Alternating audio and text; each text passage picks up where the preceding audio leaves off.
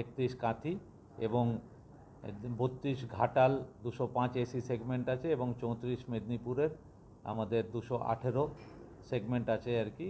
এটা নিয়ে যেটা আমাদের একটা প্রেস কনফারেন্স করতে হয়, নির্বাচন কমিশনের যে একটা আদেশ আছে আর কি, সেটা নিয়ে আজকে আমরা এখানে উপস্থিত হয়েছি।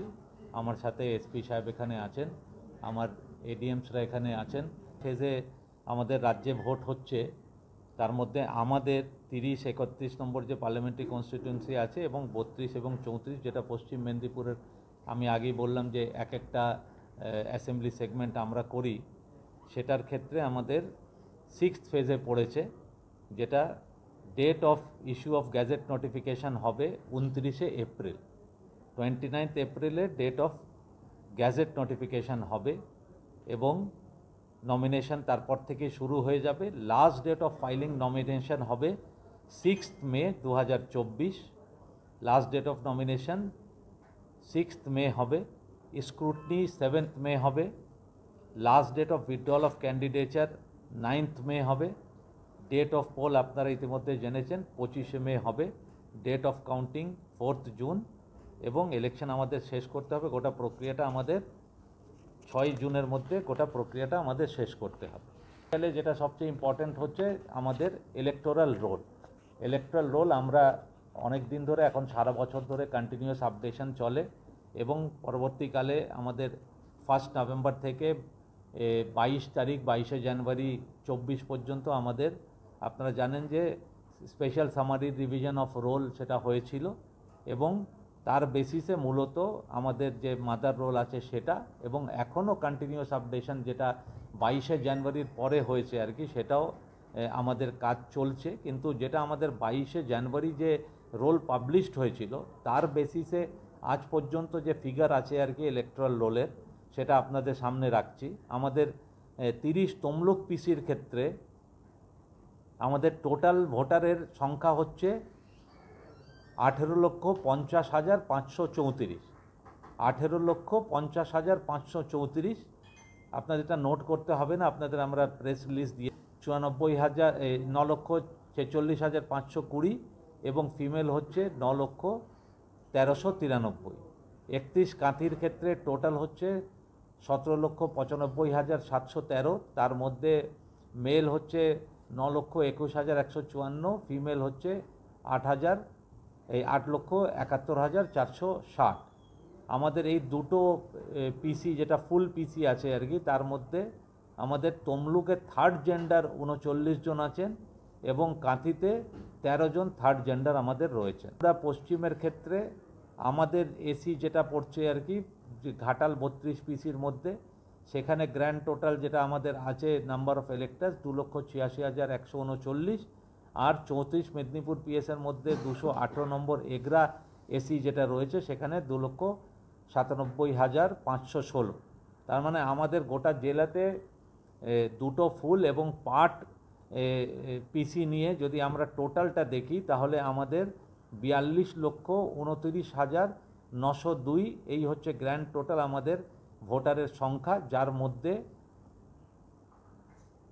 21,65,375 হচ্ছে মেল, 20,57,969 হচ্ছে ফিমেল, 66 জন আমাদের থার্ড জেন্ডার এবং সার্ভিস ইলেক্টর যারা আর্ম ফোর্সেস এখানে সব যারা চাকরি করেন, সেই সংখ্যা হচ্ছে 6492, 6,492।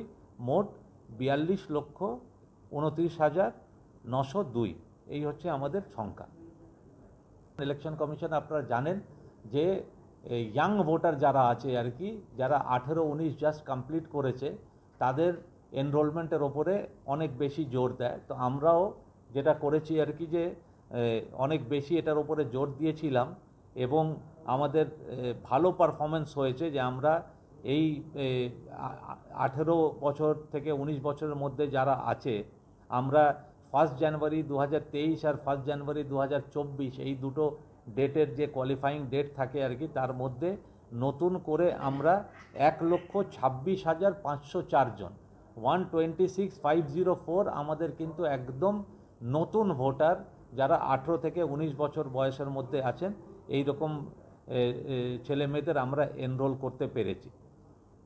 এর বাইরে আপনারা জানেন যে শুধু ইয়াং ভোটার না, আমাদের ইলেকশন কমিশনের যেটা এখন গাইডলাইনের মধ্যে পড়ে যে ইনক্লুসিভ ভোট, যে সবাইকে নিয়ে, তার মধ্যে কিন্তু আমাদের দেখবেন যে PWD, person with disabilities, third gender এবং সিনিয়র সিটিজেন যারা 85-র ওপরে আছেন আর কি, এদেরও কিন্তু আমাদের এই লিস্টের মধ্যে, যেটা আমরা ভোটার লিস্ট তৈরি করি আর কি, তার মধ্যে কিন্তু আমাদের নাম থাকে।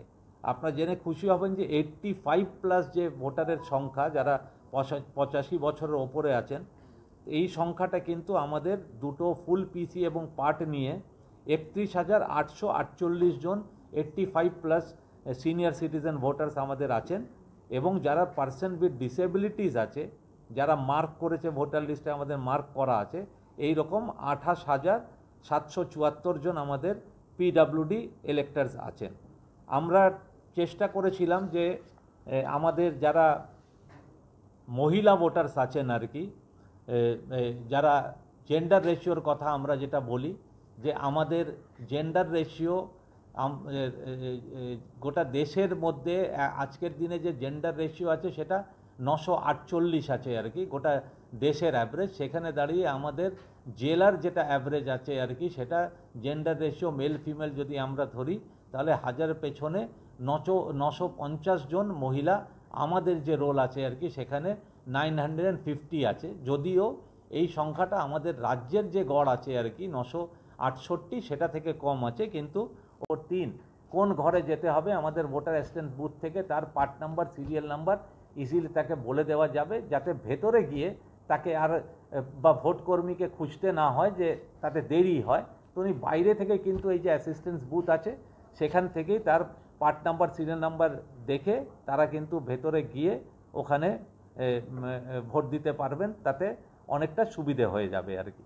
এবং ভোটার ফ্যাসিলিটেশনের জন্যে, যেমন আমি বললাম যে অ্যাসিস্ট্যান্স বুথ থাকবে, সেখানে কিন্তু অনেক কিছু আমাদের যেটা পোলিং স্টেশনের বাইরে লাগানো হয়, যে পোলিং স্টেশনের ডিটেল, যে কোন কোন এলাকা নিয়ে এই পোলিং স্টেশন আছে প্রত্যেকটা, যদি কোনো জায়গায় একটা পোলিং স্টেশন থাকে তাহলে একটা পোলিং স্টেশনের ডিটেল থাকবে, যদি 3টে পোলিং স্টেশন থাকে 3টে আলাদা ঘরে, তাহলে 3টে আলাদা ঘরের বাইরে কিন্তু তার পোলিং স্টেশনের নাম, তার পোলিং স্টেশনের নম্বর, তার পোলিং স্টেশন কোন কোন পাড়া নিয়ে আছে আর কি, সেটা ওখানে থাকে আর কি। ক্যান্ডিডেটের নাম কি আছে সেটা লেখা থাকে, কি করবেন কি করবেন না সেটা ওখানে দেওয়া থাকে, এবং কোন কোন ডকুমেন্ট দেখিয়ে, যেটা আমি বললাম একটু আগে, যে এই ডকুমেন্ট যদি এপিক না থাকে তাহলে দেখে আপনি ভোট দিতে পারবেন। তাহলে এই সমস্তগুলি কিন্তু ওখানে আমাদের পোস্টার আকারে সেই জায়গাগুলিতে আমাদের থাকবে।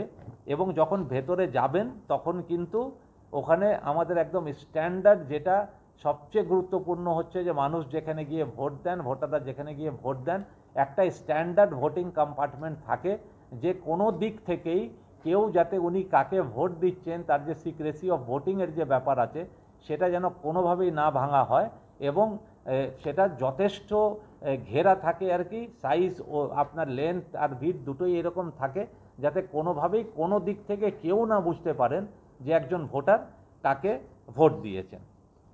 এটা কিন্তু আমরা সিক্রেসি অফ ভোটিং যেটা আছে আমাদের স্ট্যান্ডার্ড ভোটিং কম্পার্টমেন্টের মাধ্যমে সেটা কিন্তু আমরা করছি।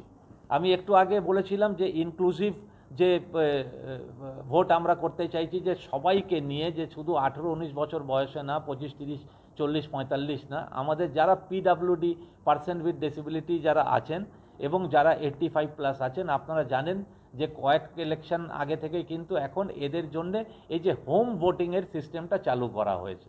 এইবারও কিন্তু সেই সিস্টেম থাকছে, যে 85+ যে ভোটাররা আছেন, এবং যারা ফিজিক্যাল পার্সন উইথ ডিসেবিলিটিস যারা আছেন আর কি, এই লোকজনের বাড়িতে কিন্তু তারা যদি চান তাহলে তারা সেই ভোটিংয়ের সুযোগ বাড়িতে বসেই কিন্তু তারা করতে পারেন।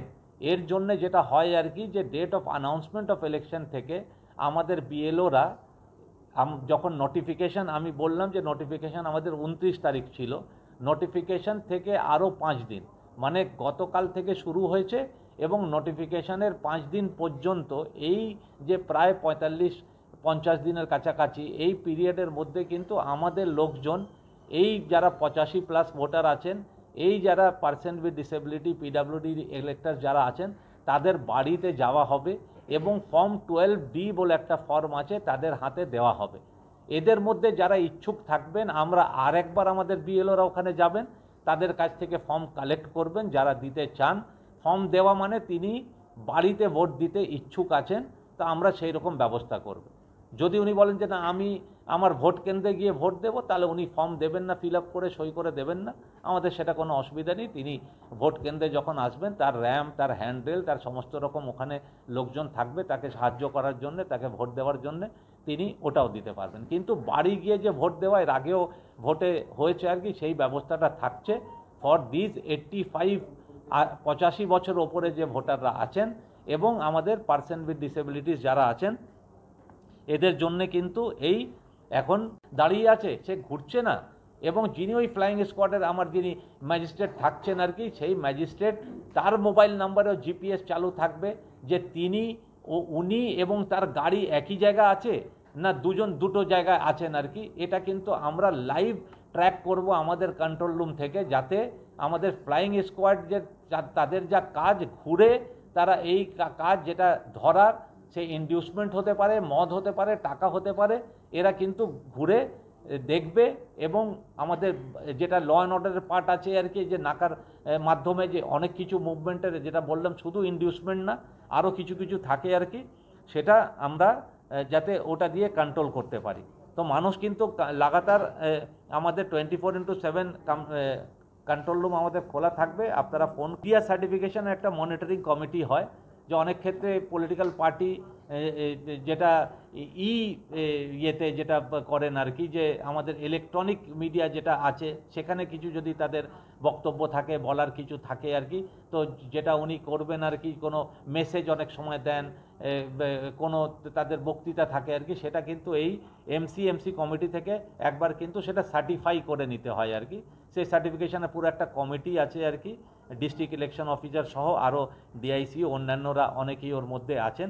এখান থেকে কিন্তু ইলেকট্রনিক ফর্মে যে কোনো পলিটিক্যাল যদি অ্যাডভার্টিজমেন্ট থাকে, অল পলিটিক্যাল অ্যাডভার্টিজমেন্ট, আমি একটা গিয়ে ওখানে কোনো একটা কথা কেউ ইন্টারভিউ নিচ্ছে, it's not political advertisement. Political advertisement যদি করতে হয়, ইলেকশনের সময় আপনারা দেখেন ওই 2 minute, 3 minute, 30 second, 40 second, 45 second, এই যে ইলেকট্রনিক ফর্মে যেগুলি থাকে আর কি, ইভেন যেটা ইলেকট্রনিক্যালি যেটা আমাদের মিডিয়াতে বেরোয় আর কি, মানে প্রিন্ট মিডিয়া বাদ দিয়ে যেটা আমরা মোবাইলে যে টেলিগ্রাফ, আনন্দবাজার, স্টেটসম্যান, এইরকম করে যেটা আমাদের হয় আর কি, সেখানেও যদি কোনো পলিটিক্যাল অ্যাডভার্টিজমেন্ট থাকে, তাহলে কিন্তু সেই অ্যাডভার্টিজমেন্টের আগে প্রি সার্টিফিকেশন কিন্তু করে নিতে হবে না। নিউজ এটা কিন্তু আমাদের ডিআইসিও ওনার টিম নিয়ে কিন্তু আমাদের মিডিয়া সেল লাগাতার কিন্তু এইগুলি মনিটরিং করছেন, যে ফেক নিউজ কোথায় আছে।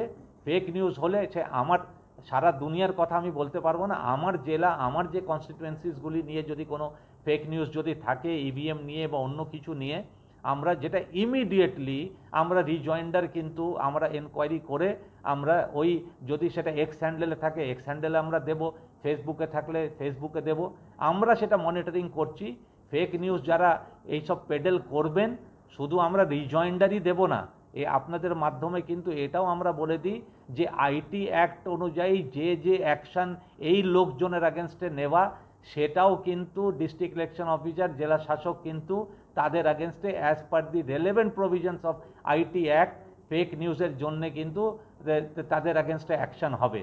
তাই এটা কিন্তু ওই ফেক, আর যদি আমাদের কোনো জায়গায় আমাদের ভুল থাকে আর কি, ডেফিনেটলি আমরা সেটা আমাদের এন্ডে দেখবো আর কি, যে কেন ওটা হলো। যারা যদি ভুল করে থাকেন, action will taken second that person also. কেন ইলেকশনার বলেছেন আর কি, যে যদি পেড নিউজ করতে হয় তাহলে ক্লিয়ার কাট লিখে করুন যে এটা একটা অ্যাডভার্টিজমেন্ট। এমন একটা করবেন যে একদম পেপারের মতন আর কি, যে মনে হচ্ছে একটা নিউজ পেপার, একটা আর্টিকেল, আর basically it is a paid news. এইগুলি হলে কিন্তু অ্যাজ পার যে সিস্টেম আমাদের আছে আর কি, সেই সিস্টেম অনুযায়ী কিন্তু আমরা যা অ্যাকশান নেওয়া সেটা আমরা অ্যাকশান নেব। 2টা বুথের ক্ষেত্রে আমাদের প্রেসাইডিং অফিসারের রিকোয়ারমেন্ট হচ্ছে 110% আমরা করেছি আর কি, যে 100টা প্রয়োজন হলে 10% আমরা রিজার্ভ রেখেছি। 4862 জন আমাদের প্রেসাইডিং অফিসার আমাদের লাগবে। Smart news Bangla, smart news Bangla.